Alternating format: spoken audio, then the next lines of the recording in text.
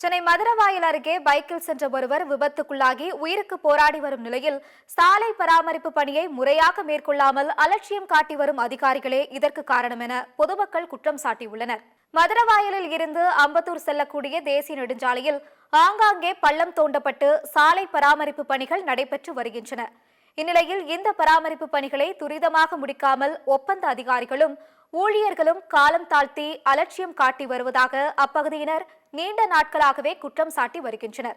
இந்த சூழலில் மதுரவாயல் பைபாஸில் பைக்கில் சென்ற நபர் சாலையில் இருந்த பள்ளத்தால் நிலை தடுமாறி கீழே விழுந்து விபத்துக்குள்ளானது அதிர்ச்சியை ஏற்படுத்தியிருக்கிறது. படுகாயமடைந்த அவர் உயிருக்கு ஆபத்தான நிலையில் மருத்துவமனையில் அனுமதிக்கப்பட்டிருக்கிறார். இந்த விபத்தை நேரில் கண்ட அன்பு பாலன் என்பவர் பராமரிப்பு பணி என்ற பெயரில் தேசிய நெடுஞ்சாலையை தோண்டி போட்டுவிட்டு அலட்சியம் காட்டி வந்த அதிகாரிகள்தான் இந்த நிலைக்கு காரணம் என ஆதங்கம் தெரிவித்திருப்பது பரபரப்பை ஏற்படுத்தியிருக்கிறது.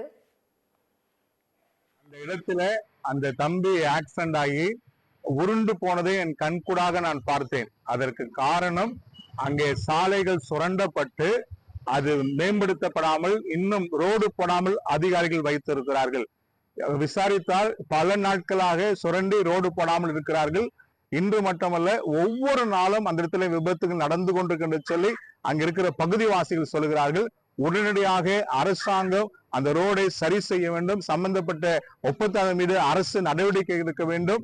வாகனத்தை ஓட்டுபவர் லைசன்ஸ் இருக்கிறதா, ஹெல்மெட் இருக்கிறதா, பல்வேறு சோதனைகளுக்கு பல்வேறு இடங்களில அவர்கள் சோதனை செய்கிறார்கள்.